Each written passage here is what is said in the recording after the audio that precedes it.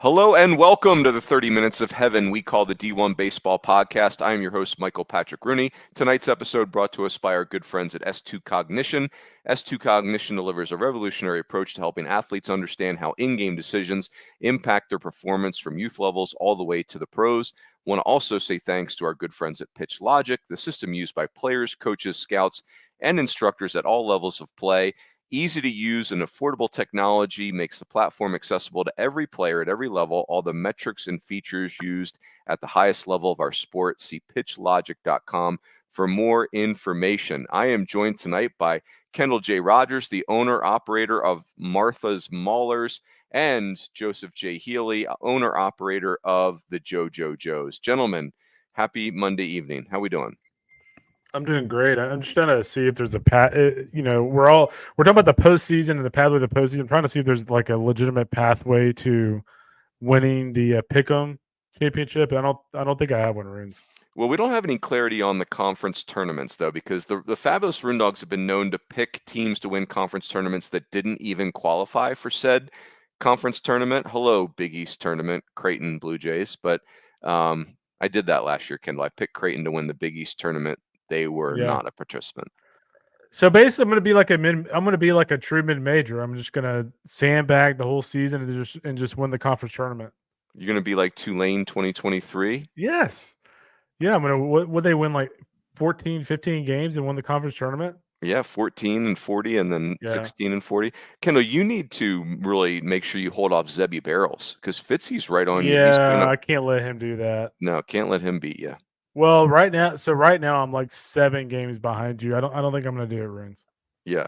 And meanwhile, Etheridge Farms has accused the fabulous Roondogs of using live stream antler spray. When I don't even know what that means, but sticky tack.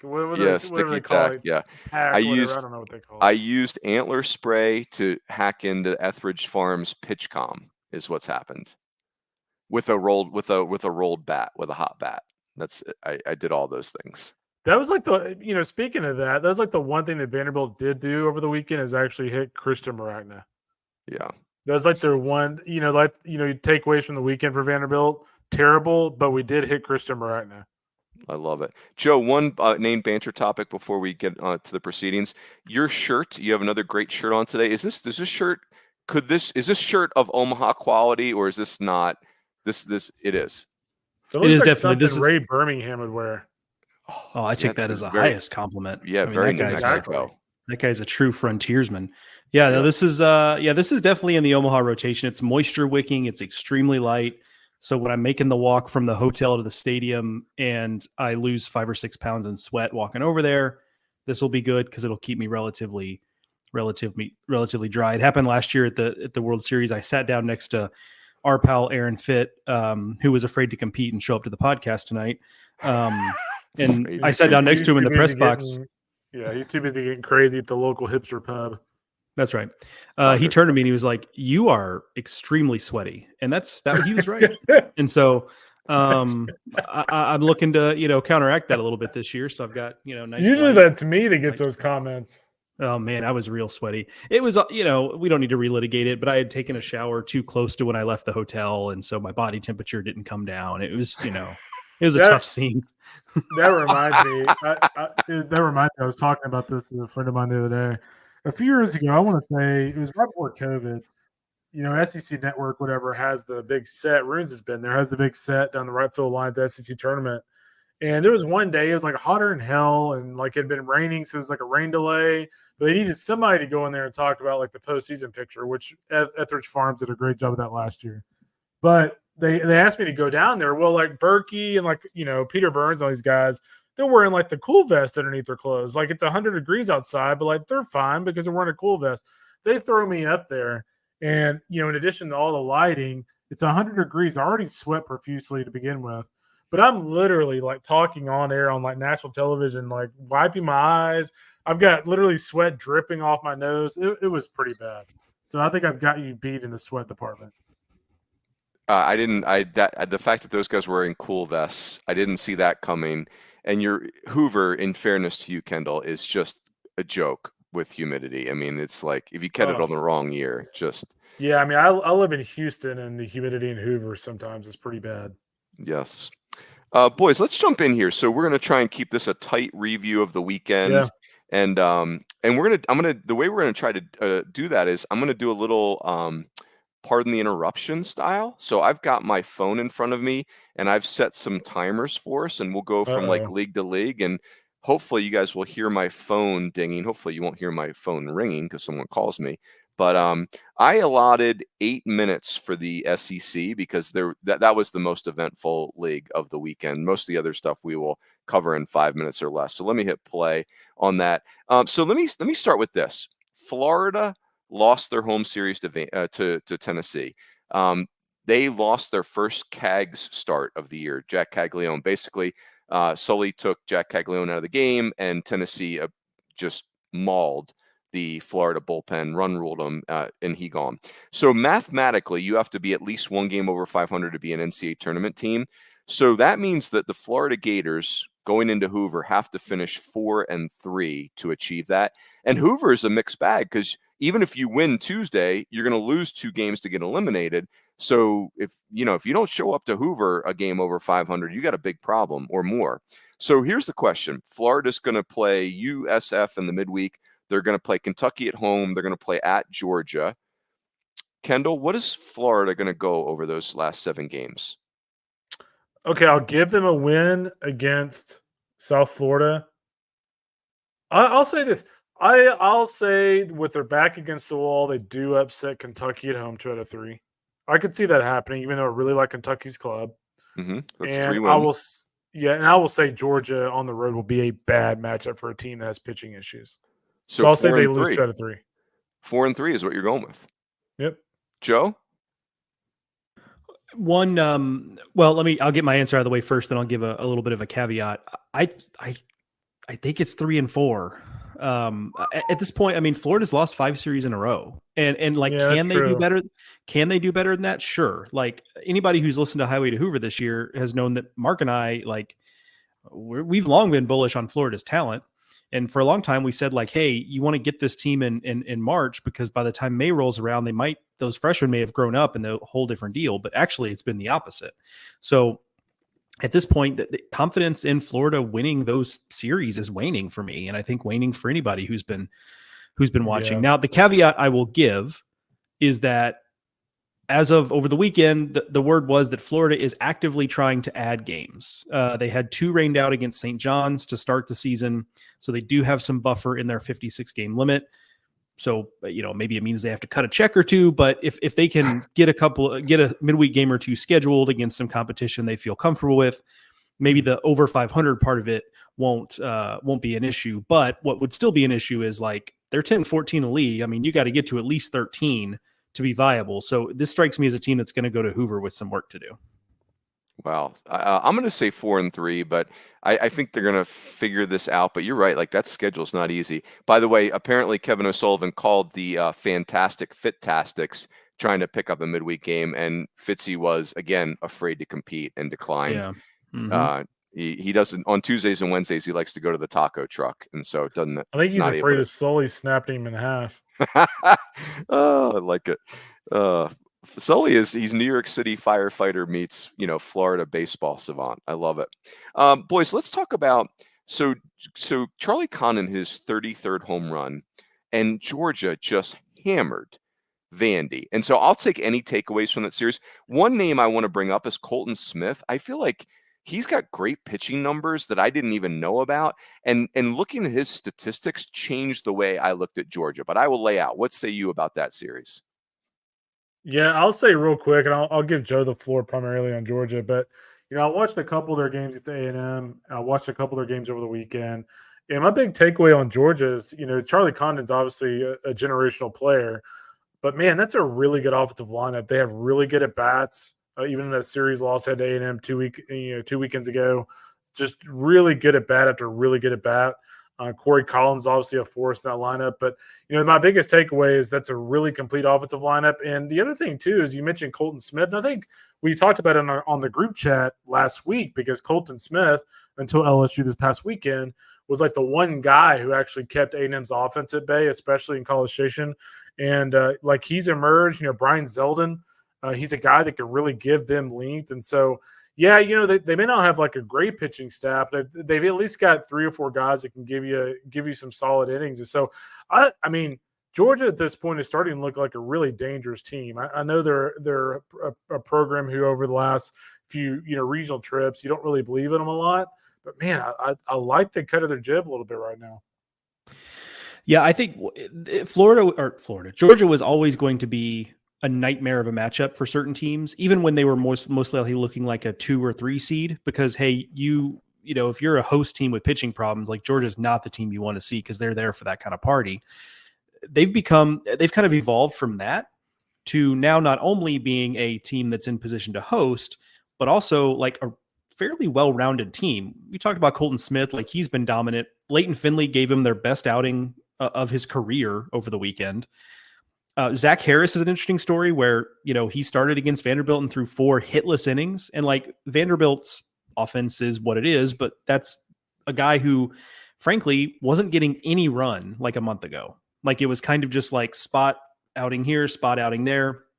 But in his last 2 appearances against Kennesaw and Vanderbilt, he's thrown 7 hitless innings. And so like, he's just a random, I don't say random, but he's got a big arm, but he's just a guy on that staff who I kind of thought like, transfer guy didn't work out. I was kind of like wiping my hands of it.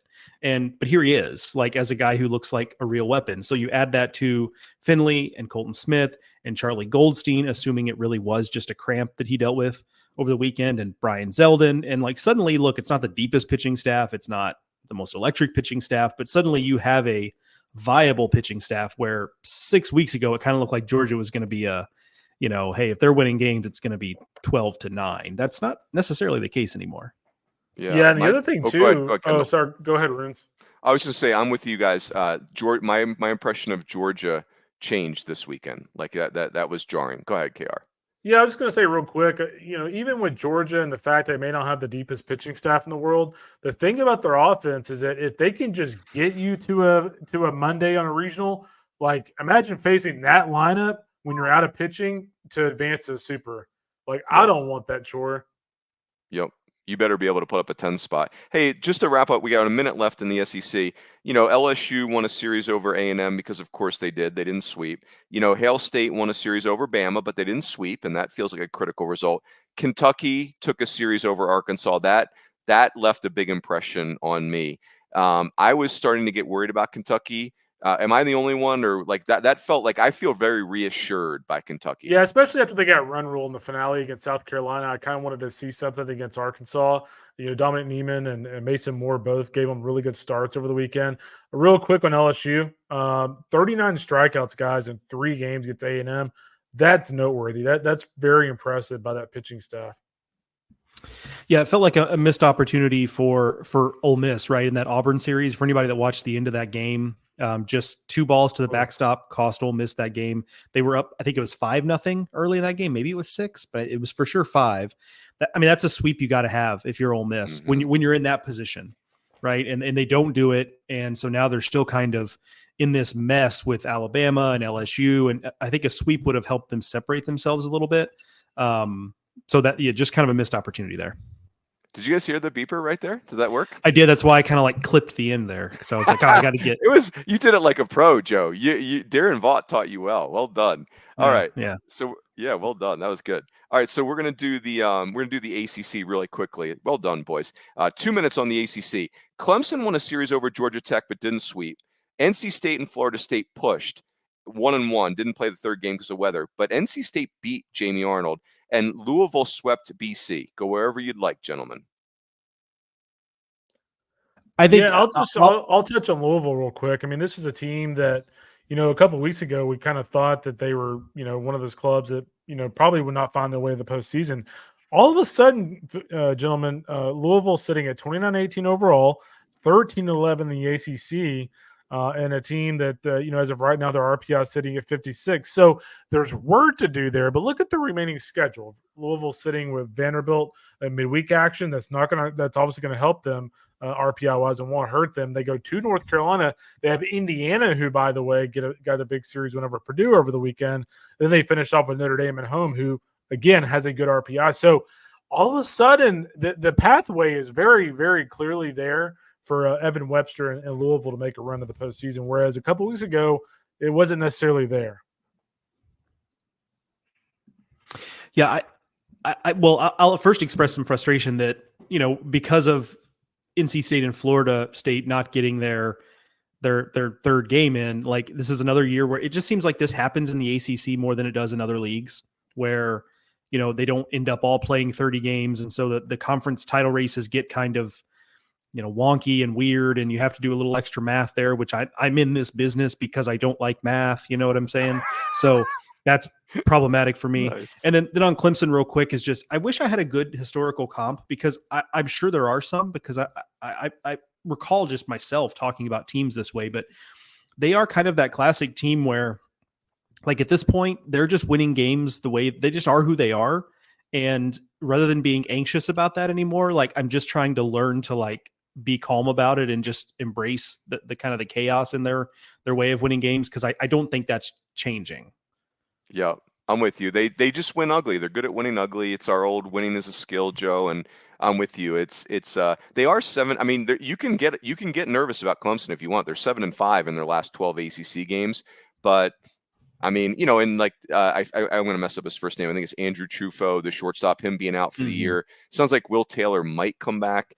But all those things, Cam Canarella is just a baller, man. I love that kid. Hey, let's go to the Sun Belt. Joe, I'll have you kick us off. Let's do a couple minutes on the Sun Belt. There were 2 huge series in that league.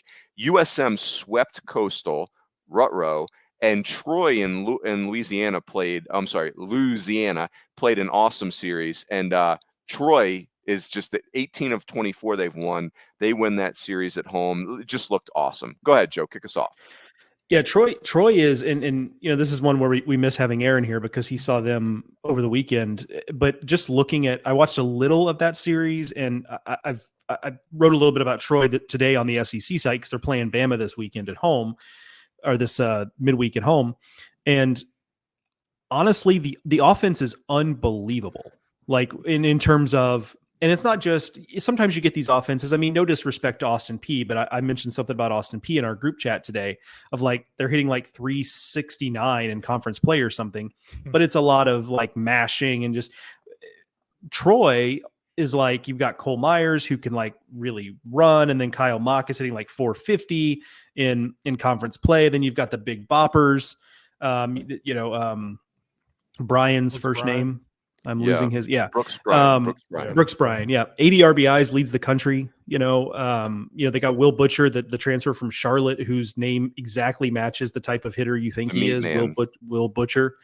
And it's kind of unbelievable when you consider that Shane Lewis, reigning Sun Belt Player of the Year, is just not in the lineup anymore. Really. I mean, he's hitting below 200 and didn't hit for much power, ton of strikeouts. It's just been a tough year for him. We thought the lineup would revolve around him. They don't have him. And yet still, I mean, that's a lineup that, again, you talk about nightmare matchups in a regional, like, they're going to be a problem wherever they land in a regional. Yep. Hey, Kendall, I'm going to tee you up on Coastal here in a second. So, Brooks Bryan, I meant to say this earlier. If it wasn't for him and some other guys, Braden Montgomery as well, Charlie Condon could win the Triple Crown in college baseball. He's not going to, because he's 9 RBIs short of Brooks Bryan and others, but he's leading the country in home runs and batting average. That's unbelievable. My senior year in college, there's a kid, Mike Smith, at Indiana that did that, and we played them in Kentucky's Louisville's AAA park that year, and Mike Smith had like 7 extra base hits that day. It was just an absolute. I hope he was rolling his bat. That's the only sensible reason that he could do that. So, Kendall, here's my question for you on Coastal: have they spent all of their mulligans? Yeah, I mean, here's the problem with Coastal is, I think we talked about this on a pod a few weeks ago. We were looking at like future schedules, down the road in the Sun Belt. And remember, we talked about Coastal stretch there with Louisiana and Troy and Southern Miss back to back to back. Well, that 3-week span has really crippled this team, because they get the series win over Louisiana at home, which was a really hard fought series, by the way. And then they lose the series to Troy. They catch Troy when they're red hot. And now they go and face Southern Miss. And over the weekend, Billy Oldham continues to throw really well for Southern Miss. Nico Mazza threw really well for the Golden Eagles as well. So now all of a sudden the Golden Eagles are starting to find their way. Coastal RPI-wise is still in solid shape to make the postseason. The problem is they're now 10th place in the Sun Belt. Right. And, they've got work to do. Thankfully, if you look at the remaining schedule, they finished off with, Georgia State, and they finished off with Marshall. Conventional wisdom would suggest they should finish strong there, but I mean, they're at 8 straight losses, so maybe not. Yeah. How many teams make the Sun Belt tourney, Joe? Do we know? Go ahead. Finish. It's more than 8. I think it's at least because they play a couple games on Tuesday, or at least they have historically. So Coastal is probably not at risk of missing that tournament altogether. I would like to issue a mea culpa and an apology to Austin P. I went and looked at their stat sheet. A little more dynamic than I thought. I thought it was a lot of standing still and hitting home runs, but they've got some guys who can run. They do a lot of walking. So I just want to cut this off the head. I know we've got some Austin P folks who listen to this podcast, people in the program. My apologies for kind of accidentally slighting your offensive exploits, which has been impressive. But regardless, I just wanted to get out in front of that, Runes. I'm nothing if not a man of integrity. Coastal's 8. I think I said they were 10th. I was thinking of Texas Tech in the Big 12. Well, they're kind of in like a log jam there at 8 though. So they're basically one loss away from being 10th. Yeah, maybe we can go by run differential. Maybe that's what. There you go. There it is. I like it. Boys. There we go. Look at you, Kendall. Great timing right there. Let's spend a few minutes on the Pac-12. As the great Jake Mintz would say, the Pac-Ronian 12. Arizona swept Stanford. That was huge. They are now in first place by 2 games. Oregon took 2 games from Utah, and then Travis Bazzana hit 3 home runs in a game. He now has 24, which is remarkable. Kick us off, Kendall. Where any Pac-12 thoughts?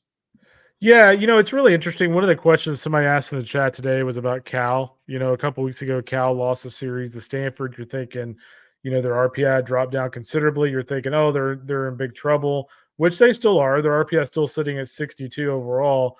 But when you look at the remaining schedule, they get San Jose State and they get Washington, and then they get Stanford one more time. So there is actually a pathway there for Cal, to make a run and get to the postseason. But other than that, guys, the teams that are going to make the postseason out of this league are pretty much set. I think the other thing for me is, Oregon State. It's kind of interesting. They go on the road to Pullman over the weekend, win 2 out of 3. They win a game by a run. They lose a game by a run.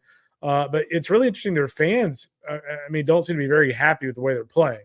A lot of the questions, today in the chat were, is the way that OSU is playing sustainable? I thought that was really interesting because for the most part, this has been a pretty good team this year. So, if you look at the remaining schedule, they get UCLA at home, and then they go to Arizona.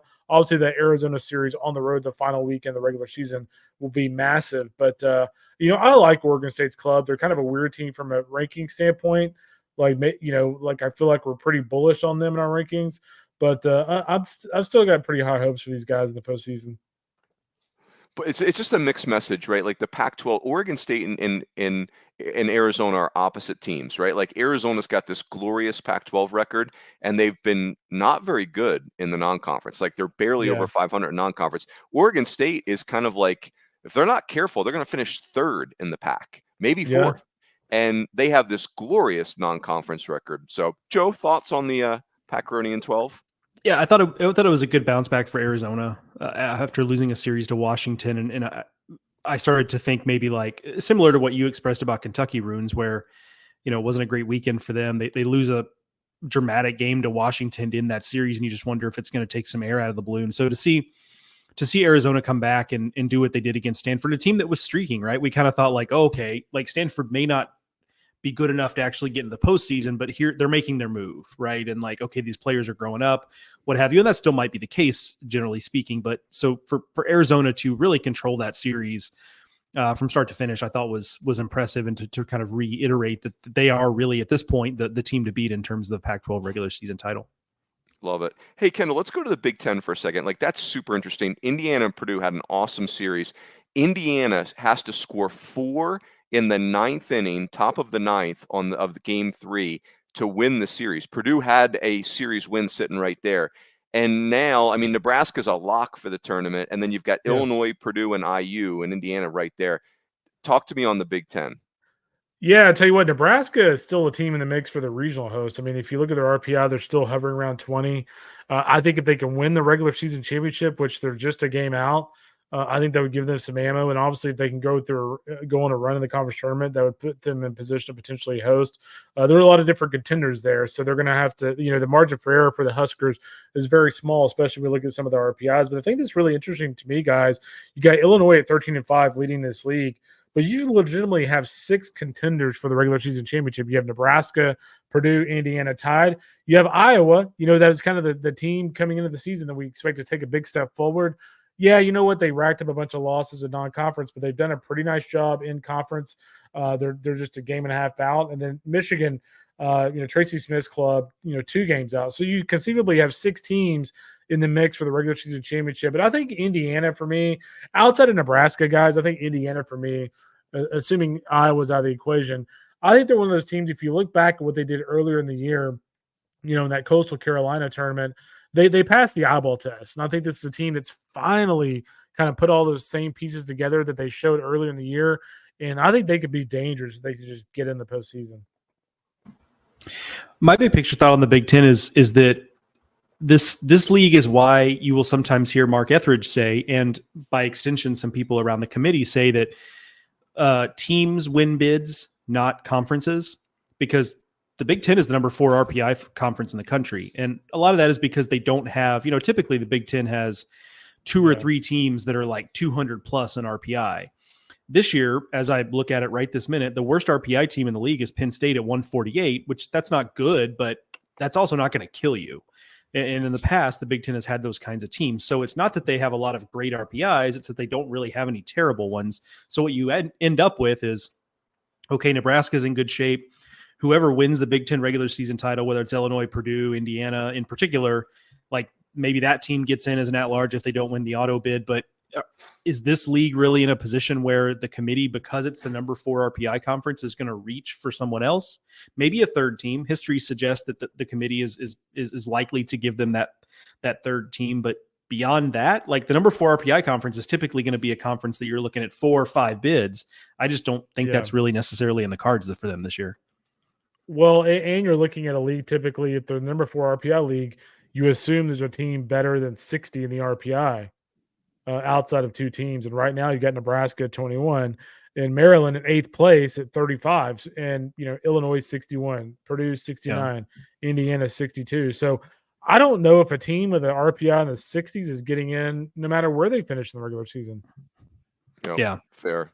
Hey boys, let's do a little potluck. I'm going to give you a couple thoughts, and then I've got a bubble busters thing that I did last night that I think is interesting.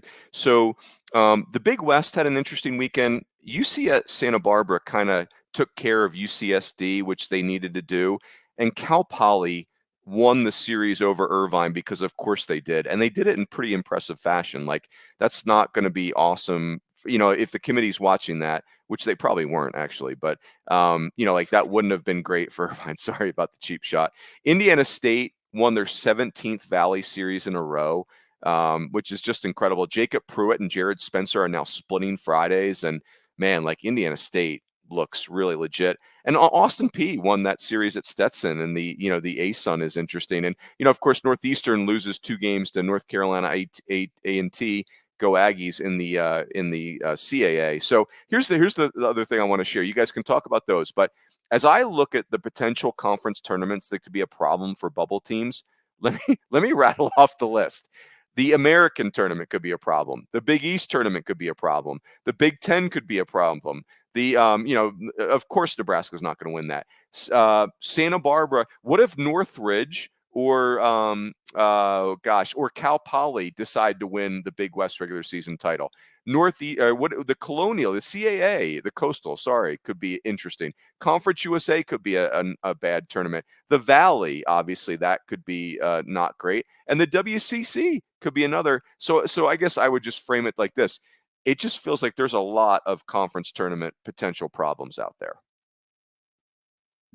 I would tend to agree. Go ahead, I mean, Joe. because, similar to last year, you've got a lot of these leagues that have one team that is just like so far afield of everyone else, right? Indiana State, East Carolina.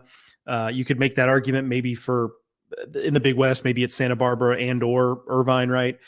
So I think that's what's causing that. I'm not smart enough to tell you in the big picture why that's happening, but like it does seem like these leagues all kind of have. The CAA is a little different, but these leagues tend to kind of have just that one program that has it figured out and is running ahead of everyone else. And, that's what creates the problem, is because then you're as a bubble team, you're banking on that team winning the conference tournament.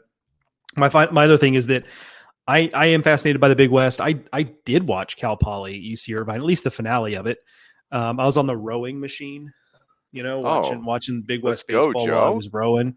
So that was a good companion for the rowing. But first of all, if you're frustrated like our buddy Aaron Fitt is at like 12-11 games and like tiny little postage stamp strike zones, the Big West is a salve for you, my friend. Because and this is not a criticism. This sounds like I'm being sarcastic. This is not a criticism. I saw so many backdoor breaking balls, like 4 to 6 inches off the plate, get called strikes in that game. It was just unbelievable. It was kind of fun, because you just don't see that as much anymore, right? So, and I think it's good for to some degree. I think it's good for the Big West if Poly wins this thing, or Northridge is a little further out. But if one of those two teams wins, because Santa Barbara and Irvine are probably getting in with their current resumes or something close to it. So the Big West being a 3-bid league, as much as we malign it and as much as that hurts, ruins his heart to talk about it the way we have to talk about it, this could be a good step forward with being a potential 3-bid league.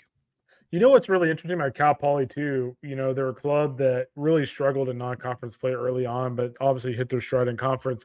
Guys, they're second in the league in the Big West in hitting by sizable margin over the third team.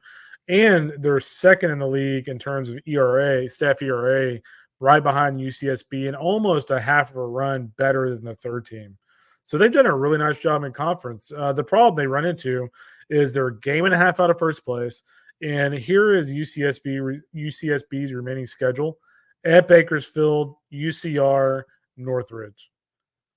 I don't know if they're making up a game and a half there. They're gonna need to root for the Matadors big time. Yep. That's fair. Hey, let's wrap with this, boys. Couple minutes. I did forget to mention the Big 12. I think the Big 12 is not top of mind for me because it's so chaotic every week. It almost feels like the same thing. But, Oklahoma sweeping Tech at Tech was a disaster for Tech. Texas beating Oklahoma State 2 out of 3 was kind of like a push. It was fine for both teams. Like they're both still in decent positions. Kansas State winning a series over KU, huge for K-State, not so much for KU, but both. I don't know, like for me, Kendall, I'll start with you. It's still, I feel like we're in the same spot for the Big 12. There's 10 teams that are kind of jockeying for 7 spots or maybe not 7 spots. I don't know. Yeah, two things top of mind real quick for me on the Big 12. Texas Tech in serious trouble for missing the postseason. They're 10th in the Big 12 right now. They've got to go to Oklahoma State this weekend. If they lose that Oklahoma State series, they're going to need to get in the Big 12 tournament, and they're going to need to go on a run there. They're in big time danger of missing the NCAA tournament this year, which would be the first time since 2015. The other thing for me, Texas is starting to look like a dangerous postseason team, a team that you do not want in your regional. When I look at that lineup, top to bottom, Max Ballou, had the big home run over the weekend against Oklahoma State, but you're looking at Jared Thomas, Jalen Flores, Peyton Powell. That's a really good top of the order there for Texas. And the thing I really liked about them over the weekend against OSU when I was in Austin is, man, they were running counts up. They really get at bats. Jalen Flores had a 9-pitch at bat against Brian Holiday in the Saturday game, and so I really like that Texas offense. They're kind of holding their pitching staff together with duct tape a little bit, but offensively, they're scary.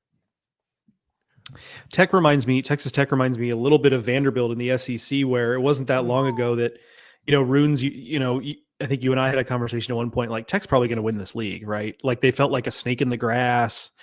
They were starting to figure some things out. They were kind of quietly winning games. Vanderbilt was a similar thing. Not so much they'd win the SEC, but it was like, hey, kind of seems like Vanderbilt's going to sneak in as a host again. They were just hanging around. And now you look up and honestly, both are closer to missing the tournament than they are to being host teams. So they feel like they're in a similar spot because I just kind of with both of them. And look, I cover the SEC on a day-to-day basis. I should not be surprised by this stuff, but I looked up at Vanderbilt being 11-13 and was like, holy crap, how did that happen? I feel the same way about Tech, frankly. Yeah. That's a great analogy, Joe. That's not a good analogy. That's awesome because both teams, like I saw Tech with my own eyes, and that is a talented team. Like they do not want for talent on the mound or positionally. They're just playing poorly. But I mean, the Big 12 is just amazing. Jordan Bishel's got Cincinnati. Like nobody. They like Cincinnati didn't get the memo that, hey, you're supposed to transition this year and get your butts kicked. They just did not get the memo. You know who is in a pretty good spot now is TCU. Obviously, TCU, you want to finish strong. But I mean, TCU now up to 13 wins in conference. They're 28 in the RPI. I feel pretty good about TCU at this juncture, especially when you look at the fact they have a head-to-head series whenever Kansas State and things like that. Well, son, boys, that's well done. That we wanted to keep it tight. I do want to award a word or phrase of the day. And Joe, mea culpa is always a favorite. Joe, you use the word salve, which I always want to pronounce salve, but it's salve. That's really good. It's so hard to pronounce, though, that I'm going to not punt it. The phrase of the day was body temperature. In no way did I come into this podcast expecting to hear the phrase body temperature. So, Joe, congratulations on your phrase of the day award. Thank you. The one piece of advice I'll leave you with relatedly is do not take a shower and then immediately get dressed and walk outside in 90 plus degrees to the stadium, because that's going to lead to profuse sweating. That's all that's going to lead to. That is really good professional advice. Manage your time better. Take your shower earlier. I did not manage my time well that day. Well, that's right. I mean, that's why going to Omaha multiple times is so important for a program like the Joes. So you can learn these lessons and each time just build on it. Yes, it's the only place you can go and be sweating profusely, then walk in the press box and be freezing your tail off. That's right. Got to bring your hoodie. Bring your hoodie to the press box. Yep, done and done. Gentlemen, well done. A clean, crisp podcast. Aaron J. Fitt was afraid to compete, but we love him anyway. And we look forward to the Thursday preview podcast. That is it. Enjoy your week, and we'll catch you next time on the D1 Baseball Podcast.